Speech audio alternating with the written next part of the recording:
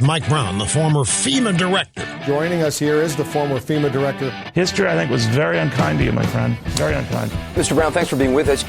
This is Michael Brown Unplugged. Welcome, everybody, to this edition of Michael Brown Unplugged. I want to talk for a minute because I spent most of Wednesday, I shouldn't say most of Wednesday, I spent a lot of Wednesday listening to Attorney General William Barr testify before the Senate Judiciary Committee. And I have to tell you, it brought back a lot of memories of the days when I had to testify before Congress. And I'm not talking about just when I had to testify before Congress about Hurricane Katrina, but when I testified just on routine matters. The hearings that you see, hear, or read about are pretty much scripted events. The testimony that a member of the executive branch is going to give before Congress is a highly scripted, other than the Q&A period. The testimony itself, that is where the chairman bangs the gavel, the chairman gives his opening statement, and then the ranking minority member gives their opening statement, and then they allow the witness to give a statement. That statement is comprised of two things. There is a written testimony. There's a document, the written testimony, that has gone through an incredibly extensive approval process, both within the White House, the Office of Management and Budget, and in this case, because it's the Attorney General, within the Department of Justice. And that written testimony, highly scripted, highly refined, very fine-tuned, is designed so that the words that go into the congressional record about that testimony forms the basis of anything that the witness might say later on in the hearing. The questions, generally the questions are offered to the witness prior to them going into the hearing. Now, that's generally the case where you are, for example, for me, as the Undersecretary of Homeland Security, if I was going to a hearing on the House Homeland Security Committee about a particular program, then all of my team, the White House team, the Office of Management and Budget team, and the staff from the House Homeland Security Committee would all sit down and talk about, well, here's what we want to find out, here's what we want to talk about, here's what we're going to discuss. We would get the questions in advance, and so we would know generally these are the questions that are going to be asked. Now, in an adversarial hearing, like what I witnessed yesterday, those questions aren't always known in advance.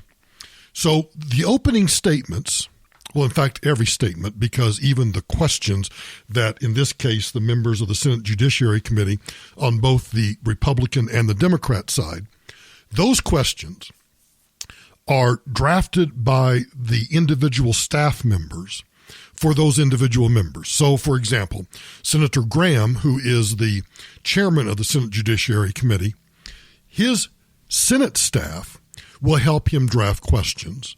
But then the staff of the Senate Judiciary Committee will also help draft questions for him. And then the same is true for all of those individual members. So, for example, on the Democrat side, you've got Senator Kamala Harris from California. Her staff will help draft questions for her.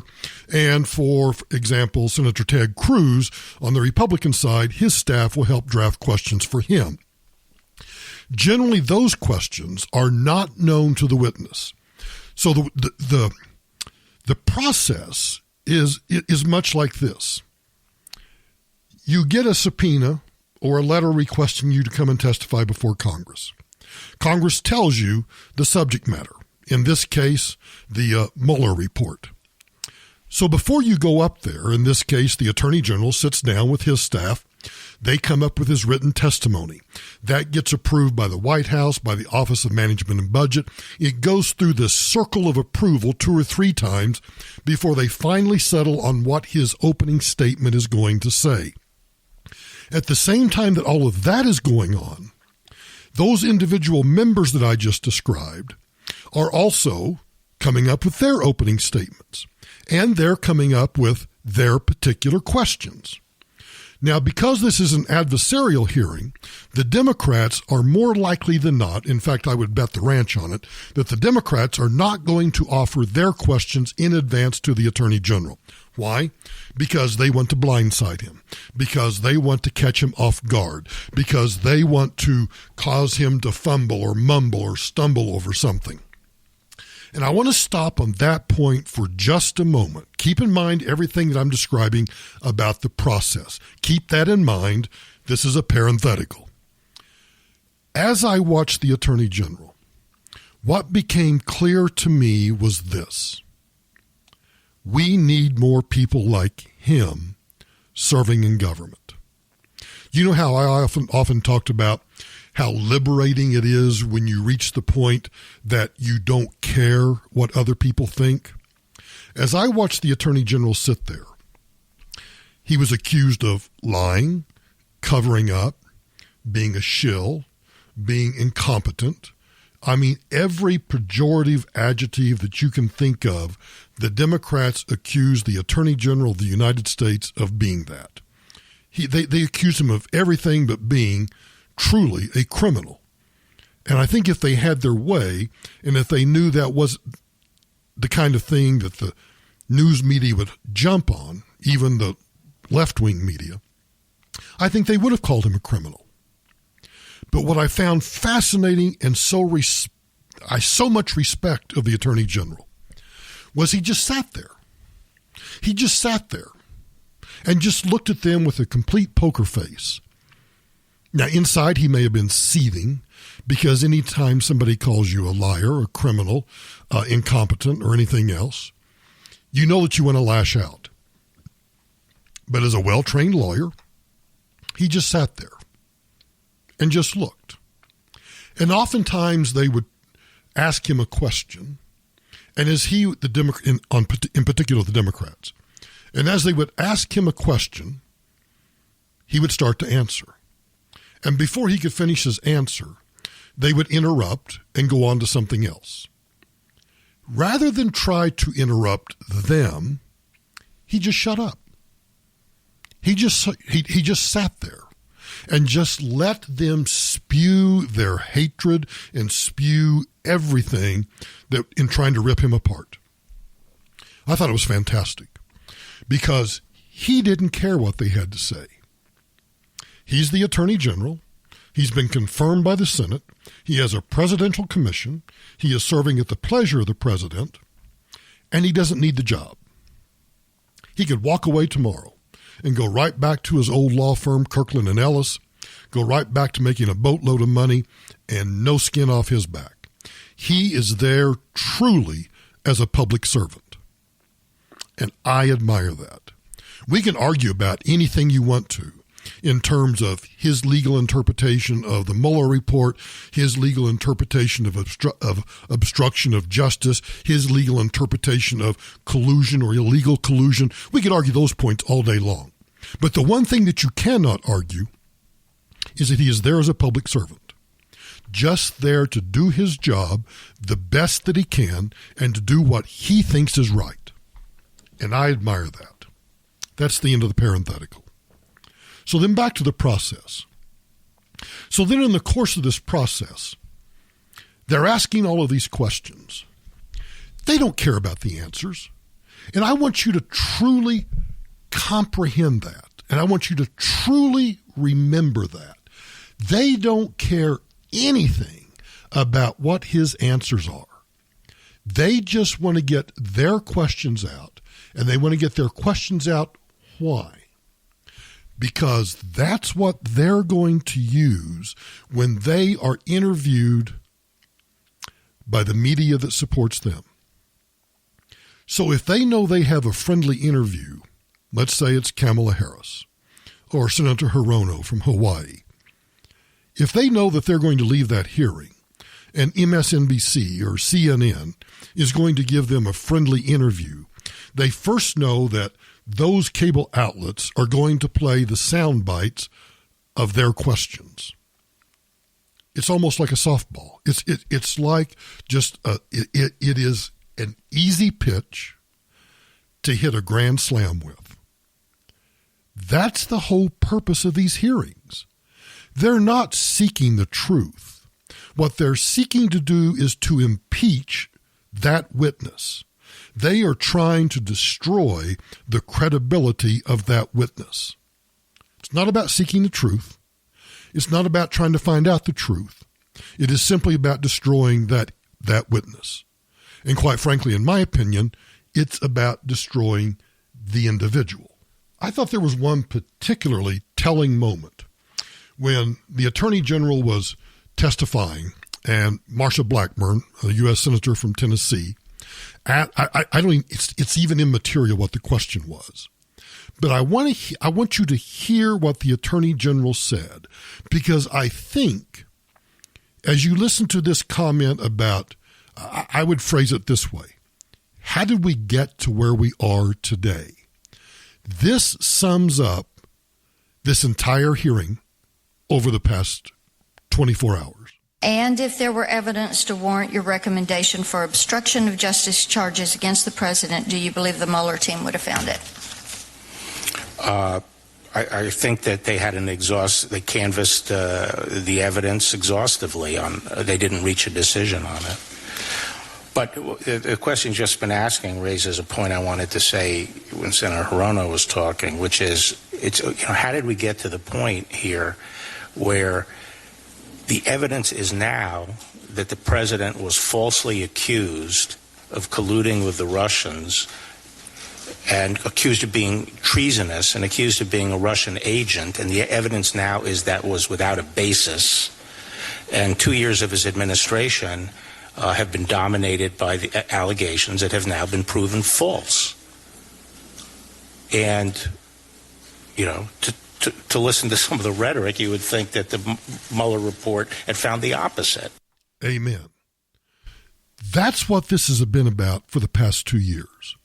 From the beginning, and I'm talking about prior to the president even being elected, it was determined by those on the other side of the political aisle that if Donald Trump got the nomination, if Donald Trump became the nominee, I think, one, they thought, well, that's a shoo-in. Hillary Clinton will be the next president, so we're not even going to have to worry about this. But if we can do anything to weaken his campaign, we'll do that. And thus began the false FISA warrants, and thus began the false, and I think the absolute unwarranted basis for the spying on the Trump campaign.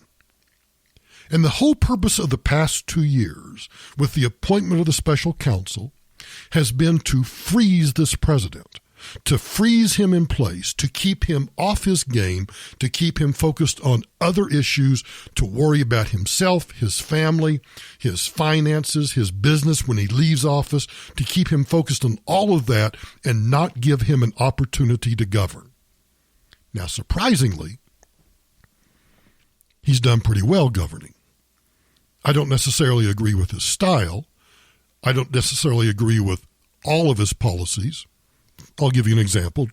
There's talk today about spending $2 trillion on infrastructure. I'd like to know where that money's coming from. But setting all of that aside, there are a lot of policies that this president has enacted in face of this onslaught of trying to keep him off his game where he's been successful. And they have failed miserably in that point. And the Attorney General's point about how did we get here? Because if you listen to, as he said, if you listen to some of the rhetoric that has been in this hearing today, you would think that the Mueller report had indeed found that the president was a Russian agent, that he had committed treason, and that we ought to take him out and shoot him tomorrow morning. I think that's what they think. And here's the lesson for us to learn. This is about pure, unadulterated power. And here's why we should fear this. Because it used to be, if you lost an election, if Republicans lost, they accepted that loss, and they would become the vocal minority. They would try to stop the majority every opportunity they had. The winners would pursue their agenda, knowing that every 4 years there would be another election at the presidential level. But now we have reached this stage where we are politicizing the election and trying to criminalize elections so that if a Republican gets, and let me just say this.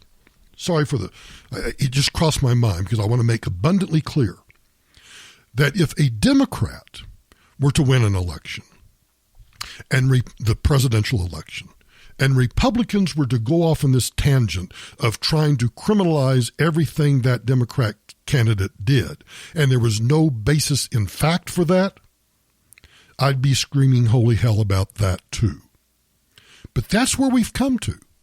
We've come to the point where we no longer accept the results of an election, and instead we spend 2 years, 3 years, the entire 4 years trying to undo the election and trying to remove that person from office or trying to freeze him from doing anything so that you can regain power in the next presidential election.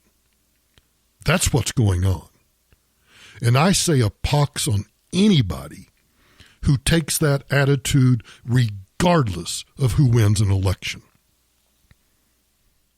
So speaking of elections, I have often said that I think that the campaign finance laws, primarily McCain-Feingold is an election law that was established by former Senator Feingold and former Senator McCain. And it imposes all of these limits and all these rules and regulations on how much you can raise, what you can spend it on. It is, in my opinion, even though the Supreme Court has disagreed with me, in my opinion, McCain-Feingold is a violation of the First Amendment. Because if I want to give money to any candidate, I don't care if it's dog catcher, a state legislator, a state senator, a U.S. congressman, a U.S. senator, a president, I don't care what it is. I ought to be able to write a check or make a cash contribution or an in-kind contribution of any amount, worth any amount, to that individual candidate, because that is my exercise of free speech, saying that I support that individual for that particular office. But we have put together these myriad laws that say how much you can give, when you can give, how much a family can give, how much a couple can give, how much you can give per cycle, whether it's for a primary election or a general election. Then there's all sorts of fines and even prison sentences if you give the wrong amount. Dinesh D'Souza comes to mind, right? Spent time in prison because he gave too much money to a candidate for public office. That's about as communistic and anti-American as you can get. But the point that I want to make is this. I've always believed that you should be able to give whatever you want to anybody running for any office, anytime, anywhere. The only requirement that I would impose is if I'm going to give $1 million to somebody running for, let's say, let's make this absurd. I want to give $1 million to somebody running for a state Senate seat because I want to ensure that person has every opportunity to win. Now, I think that's too much money to spend on a state Senate race, but I think I should be able to do it if I want to. And that candidate should be able to accept that $1 million campaign if they want to. The only requirement is that the candidate should be required to fully disclose, like within a 24-hour period, that he received a campaign contribution in the amount of X from Michael Brown for his campaign for state Senate. That way, people can make their own judgment. Should he have taken that $1 million? Does that change how I'm going to vote for him or not vote for him? You see, there are some external reasons why I may not want to give $1 million, but rather than be limited, say, to $1,200 or $2,500, if I wanted to give $10,000 or $20,000, I should be able to do that. It's just that I think the candidate should disclose that. You know, it's often been said that money is the mother's milk of politics, and it is the milk of politics. You can't run a campaign without money. But people should contribute money to campaigns and not the taxpayers. The Democratic presidential hopeful, Kirsten Gillibrand, wants to use a voucher system, in her words, to clean up politics. But of course, a voucher system comes with strings attached. Democratic presidential candidate Senator Kirsten Gillibrand unveiled a plan to give every voter, see this, can you imagine if we lowered the voting age to $600? I mean, lower the voting, I just gave away the dollar amount, right? If we lowered the voting age to 16, I think we ought to actually raise it to 36, but that's another story for another time. She unveiled a plan on Wednesday to give every voter up to $600 in what she calls democracy dollars. Now that irritates me because we're not a democracy.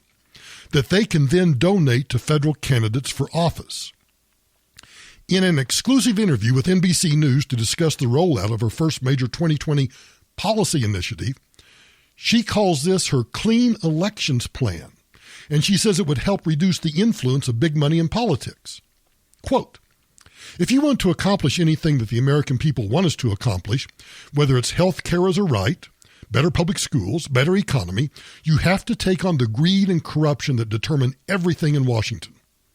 Under her plan, every eligible voter could register for vouchers to donate up to $100 in a primary election, $100 in a general election each cycle, either all at once or in $10 increments to one or more candidates over time. Every participant would get a separate $200 pool for House, Senate, and presidential contests for a total maximum donation of $600 for those federal offices. A voucher? So you're going to get a piece of paper that is worth upwards of $600 that you can then donate to a candidate. Where does the candidate cash that voucher to get the dollars to convert those vouchers to dollars so they could pay for print advertising or TV or radio advertising? From the federal government. From you and me, from the taxpayers.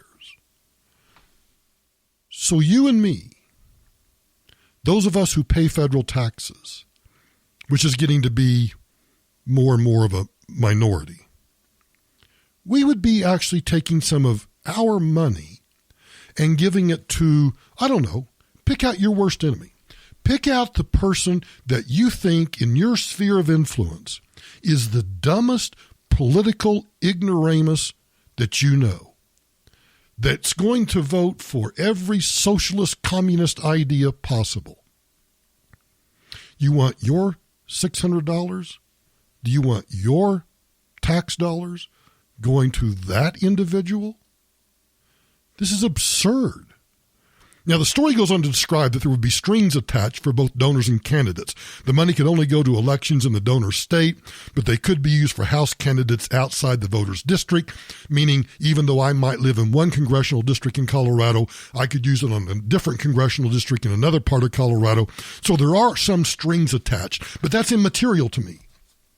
The important part is the whole concept of this. This is, you keep hearing about public financing for federal campaigns.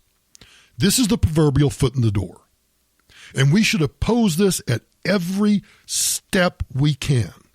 Because I don't want any of my tax dollars used by some numbskull over here that's going to give their money, for example, to Bernie Sanders. Or for that matter, giving some of my money to Kirsten Gillibrand.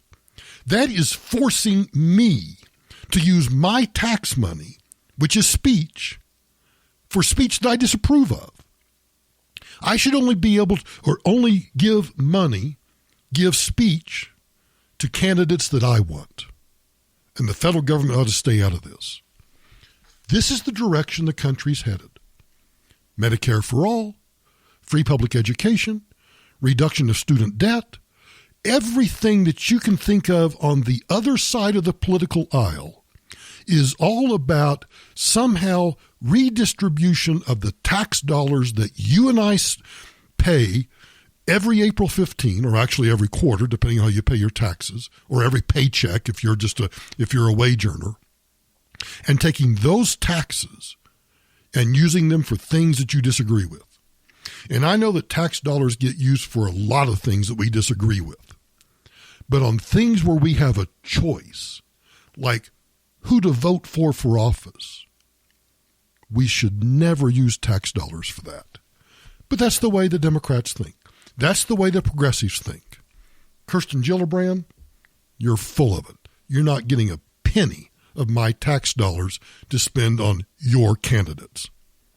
You know, it's interesting to me how those on the left pretend not to understand the purpose of the Second Amendment.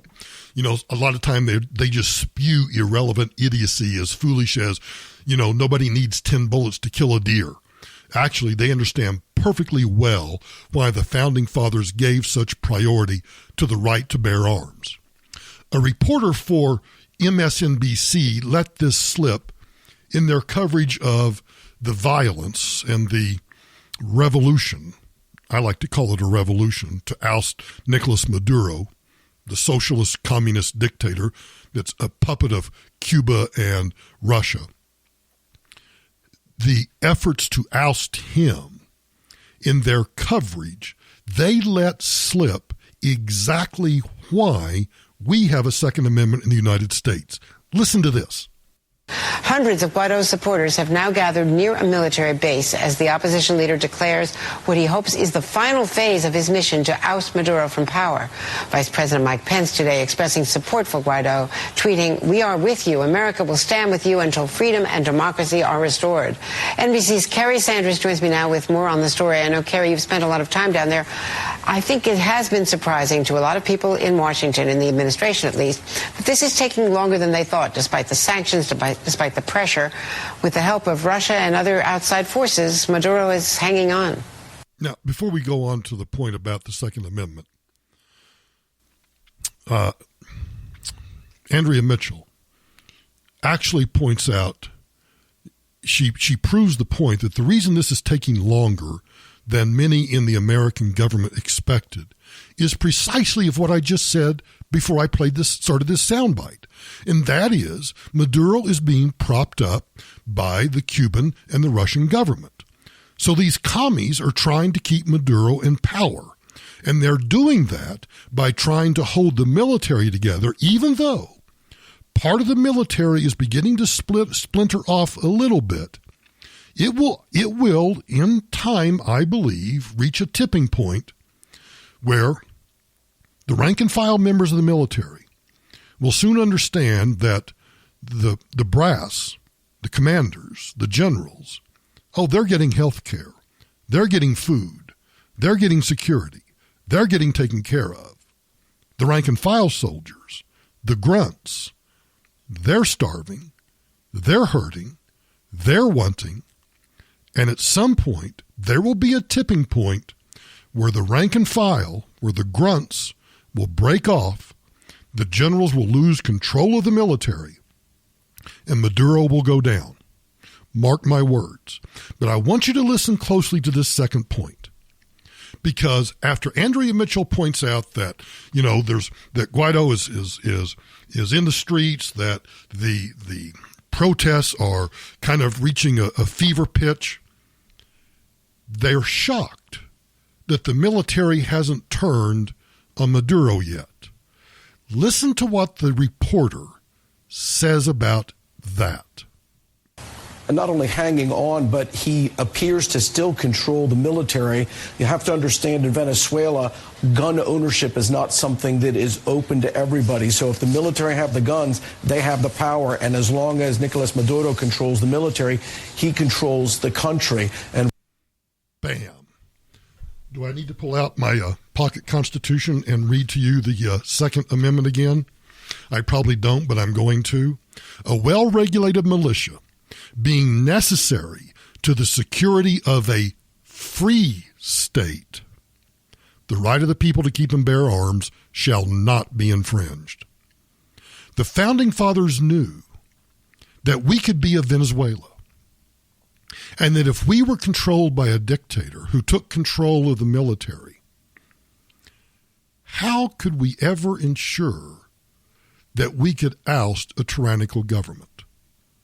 Now, I've heard people say to me a bazillion times, Michael, you're naive. In modern times, we don't need a well-regulated militia. We don't need the people to be armed because the Army they've got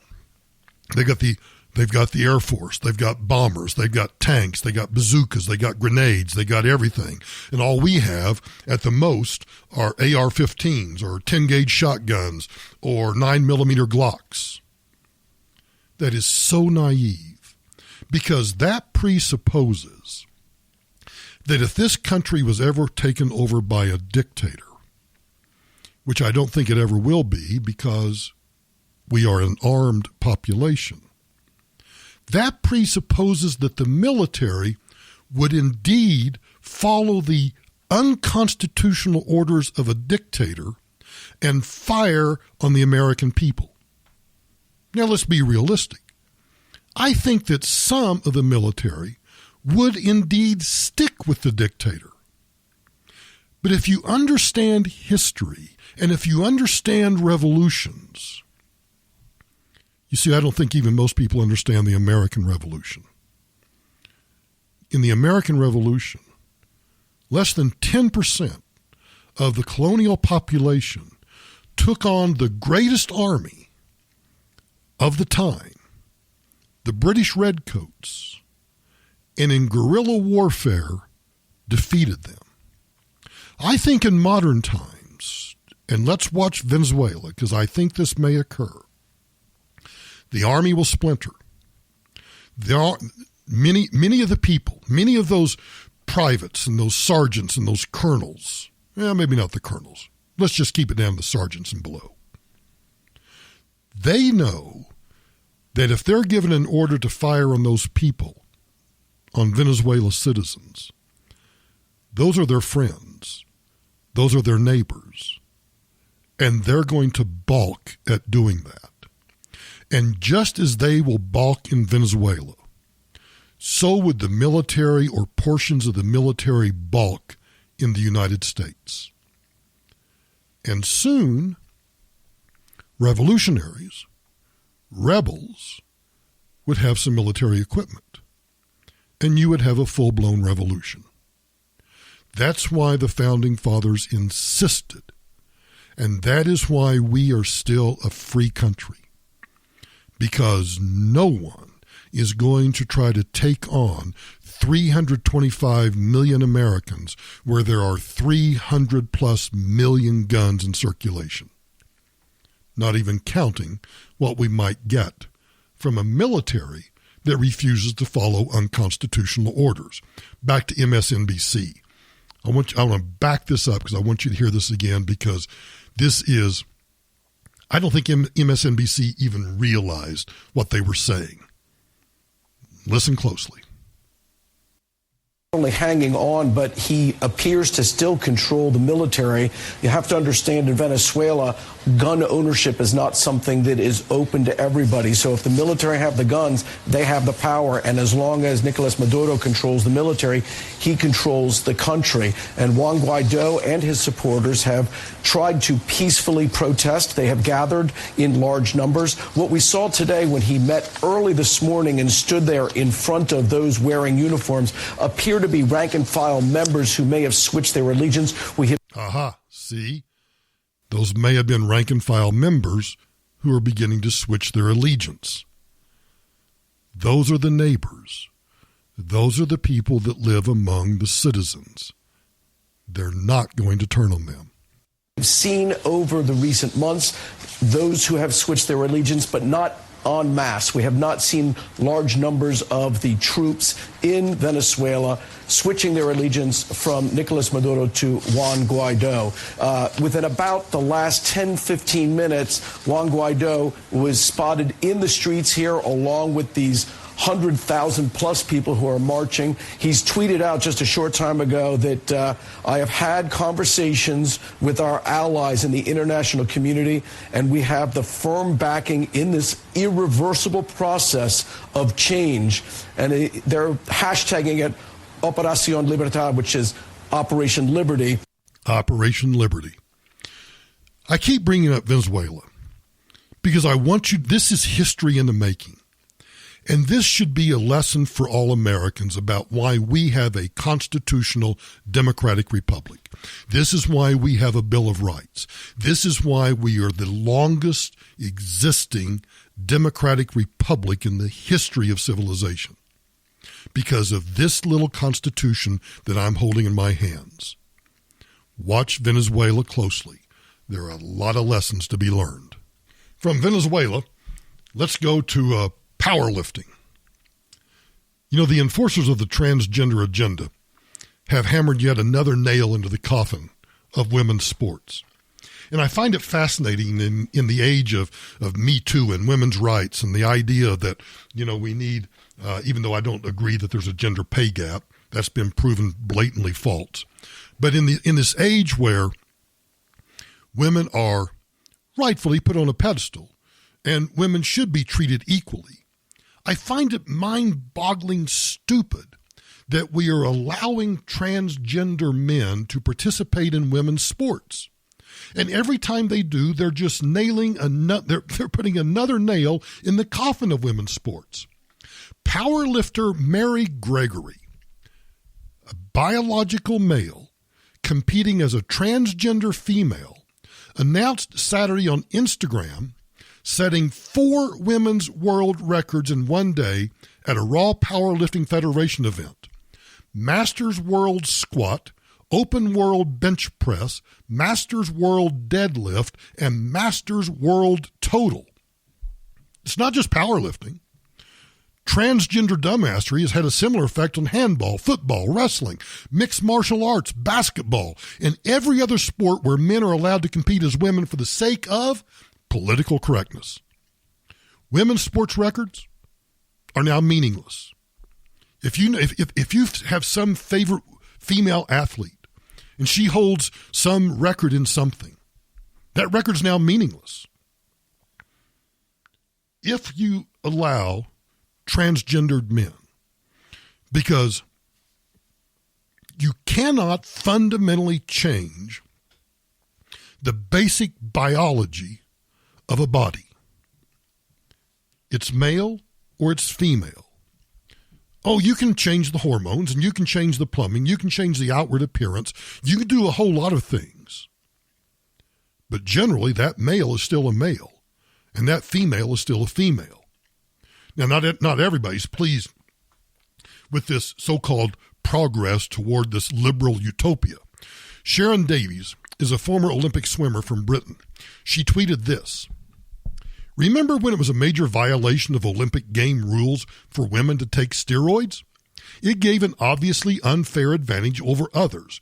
Now males claim to be females with surgery and some medications, and he, in quotes, beats all females, in quote, competitors without criticism. Feminists don't give a S word." She goes on to say, "No surgery required, no hormones, no medical diagnosis, just self-ID and reduced testosterone to a level ×5, the highest average, 98% of XX females, far worse than most realize. It is madness and it is unfair." Now, with luck, when the belated backlash finally comes against the tyrannical lunacy of the LGBT agenda, I think it's going to split apart the cultural Marxist coalition by setting feminists, sexual, I'll say deviants. It's going to pit them against each other's throats. Better still, it might actually discredit the broader progressive agenda in the public mind by revealing that the progress being imposed is actually progress in the wrong direction. I hope this happens soon, because female athletes ought to be able to meaningfully compete again. Again, I don't care. If you want to go mutilate your body, that's up to you. I'm not going to stop you. I don't want taxpayer dollars to pay for it. But if you want to do it, have at it. But let me say that last line again.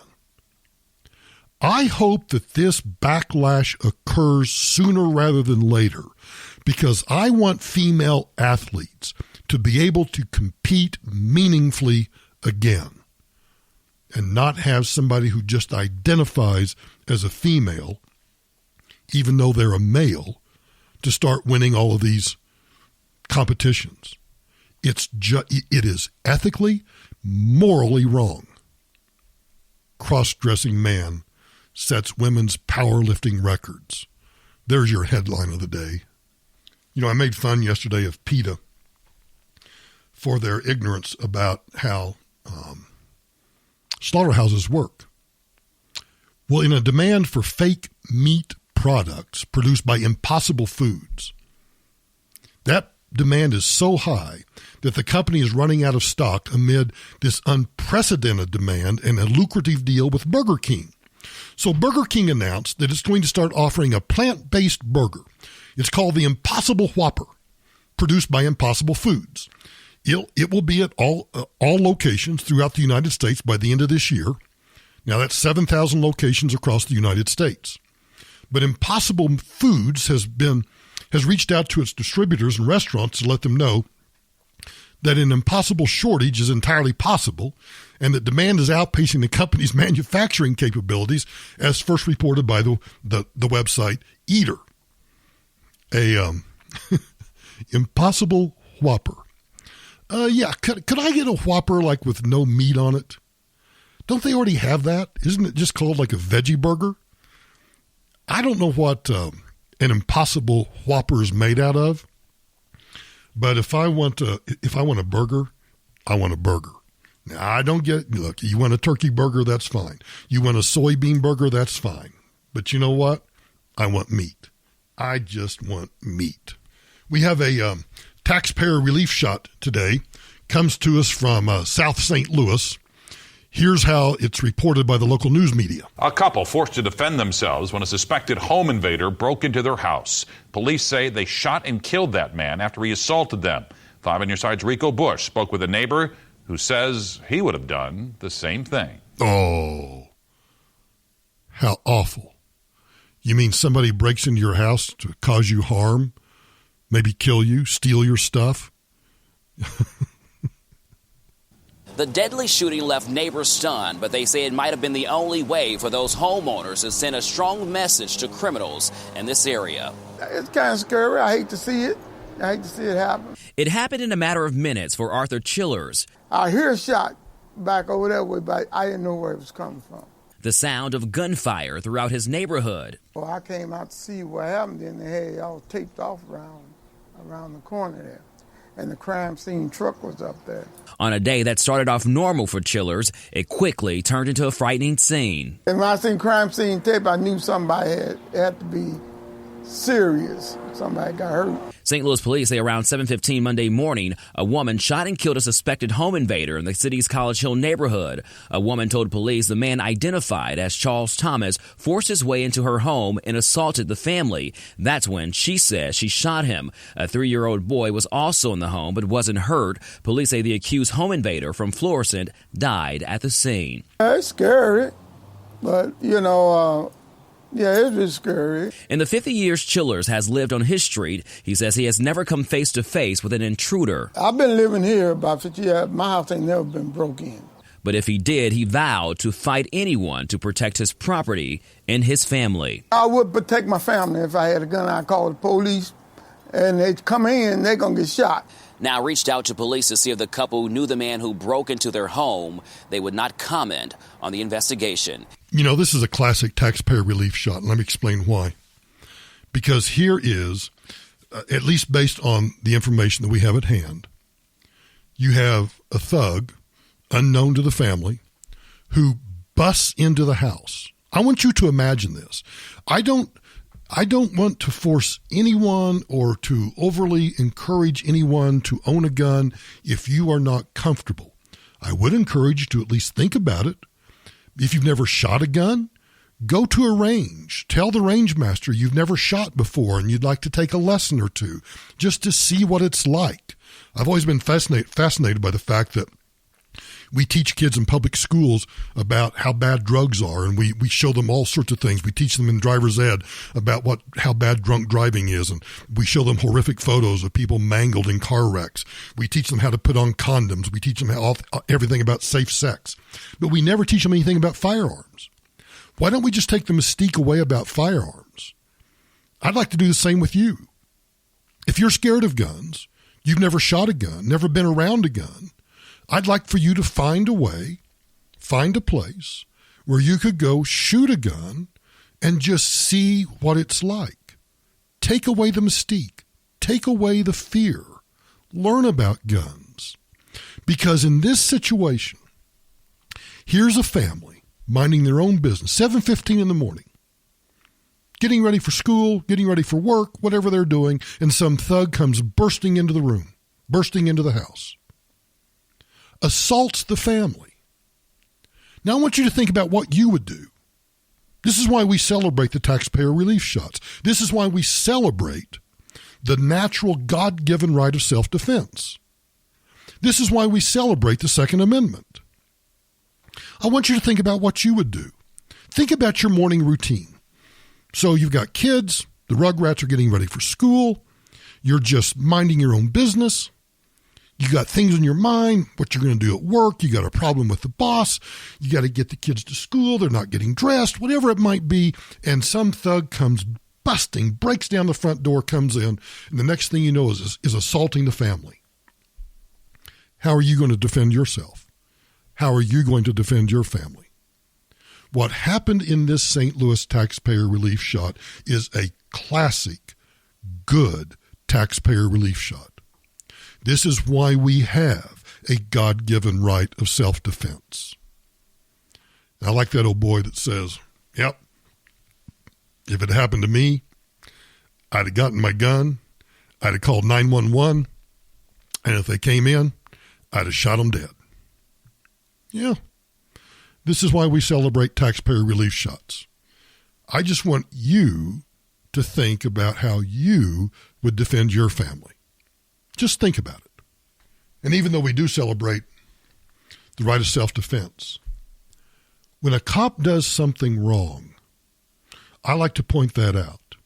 Because as I think most law enforcement officers that listen to my program agree, that bad cops should be taken off the streets as quickly as possible because it makes their job more difficult.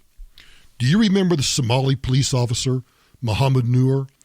Minneapolis politicians were delighted to have him on the force. No doubt having him on the force smoothed over some shortcomings in his qualifications just for the sake of affirmative action. He racked up 3 complaints against him in only 1 year since completing training. And then he shot Justin DeMond in the face for no rational reason after she called 911 to report a possible rape. Surreally, yet predictably, the odious Washington Post came to his defense. At least some justice will be done. Listen closely. Former Minneapolis police officer Mohammed Noor was found guilty by a jury on Tuesday in the 2017 death of Justine DeMond, an unarmed woman who was fatally shot after she called 911 to report a possible rape. The former officer was found guilty of third-degree murder and second-degree manslaughter. However, the jury found him not guilty of second-degree murder. Noor got a break. If you pull out a gun and you shoot an innocent, unarmed woman in the face while she's talking to you, that should qualify at least as second-degree murder. But nonetheless, the Somali American Police Association is actually unsatisfied with that verdict. They put out a statement that reads in part, "The Somali American Police Association believes the institutional prejudices against people of color, including officers of color, have heavily influenced the verdict of this case. The aggressive manner in which the Hennepin County Attorney's Office went after Officer Noor reveals that there were other motives at play other than serving justice." You know, on the contrary, a white officer shooting a non-threatening black woman in the face would have had the book thrown at him. The Somali American Police Officers Association fears, quote, the outcome of this case will have a devastating effect on police morale and make the recruitment of minority officers all the more difficult. Now, no doubt, the Somali American Police Association will increase pressure on politicians to make sure that this doesn't prevent more Mohammed Noor types from being hired at the expense of more qualified but less politically privileged. It is amazing to me that someone that 3 complaints in only 1 year, no rational reason for him to shoot this woman in the face, and the jury found so. And yet, we're led to believe that, it has to be racially motivated. It has to be politically motivated. No, it's a bad cop, poorly trained, ill-trained, or acting irrationally. You see, you cannot shoot if you have an unreasonable fear for your life. This guy was never able to prove that he had a reasonable fear. You know, I like to make fun of things like the Impossible Whopper. Excuse me while I take a sip of Diet Coke. I like to make fun of things like the meatless Impossible Whopper that they're putting out. But how about this? If you didn't think it could get worse than the liquefied pig rectum meat your hot dogs are made out of, have you seen the video of the pureed chicken scrap meats that constitute your McNuggets being pumped into a factory bin, and you thought that was as gross as meat approved for human consumption? Well, you were wrong. You were so wrong. Scientists now think that in the unfortunately near future, because of humanity's bloating population and the corresponding food shortages, which I happen to not believe, but let's just play along for a minute. We're going to have to supplement, according to these scientists, we're going to have to supplement our delicious meats with insect protein. And they have a new source of insect protein: maggots. Meat science professor Dr. Lawrence Huffman of the University of Queensland in Brisbane, Australia, tells the New York Post that as the 21st century progresses, conventional livestock production will be unable to feed the masses. Protein fillers from insect larvae, and plants will have to be beefed up, pun intended, to beef up our meat products. Dr. Hoffman has less gag reflex triggering ideas for meat sources too. Instead of tossing 1,000 maggots into a blender and then mixing in with a burger, like we're all living in some sort of, Tim Burton mashup nightmare, Dr. Hoffman also suggests kangaroo meat. Okay, let's do it. It's time to slaughter the kangaroos.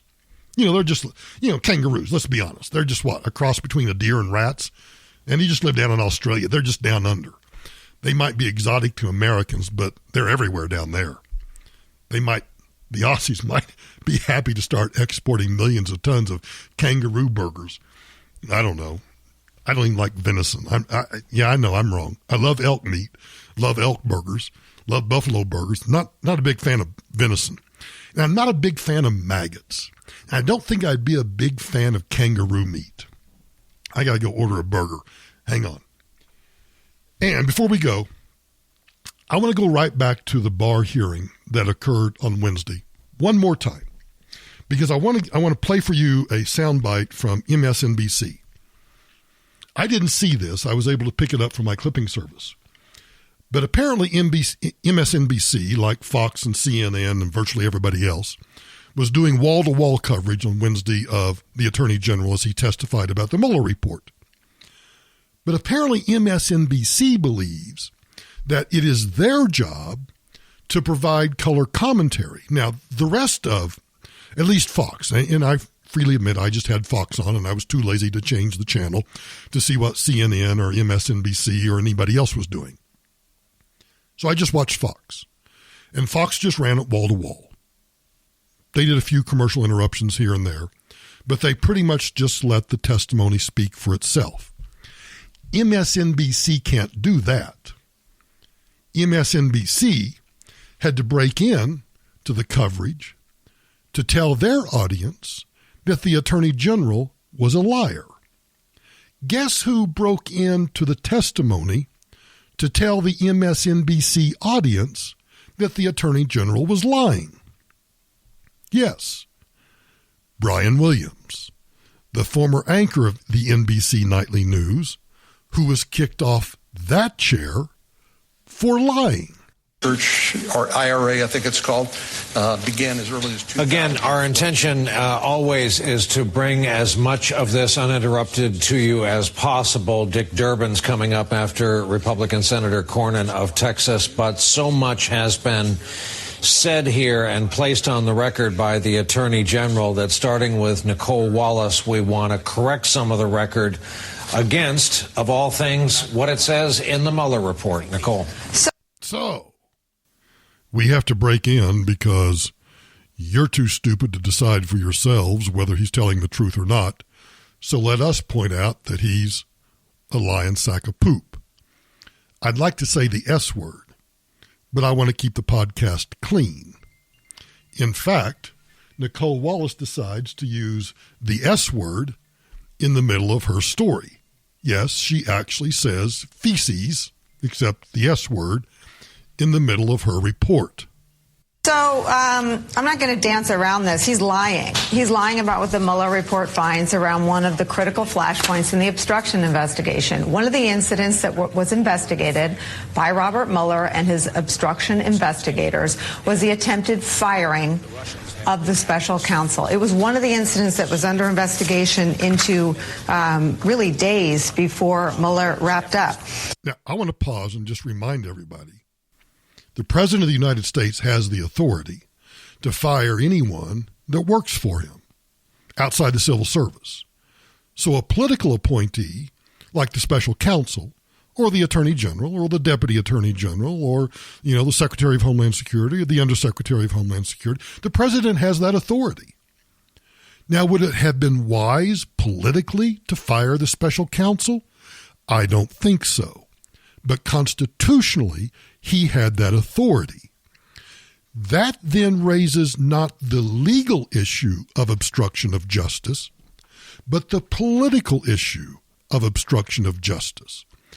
You see, the special counsel, Bob Mueller, found that there was no legal obstruction of justice and just punted the whole obstruction over to the Attorney General, who said, yeah, I agree.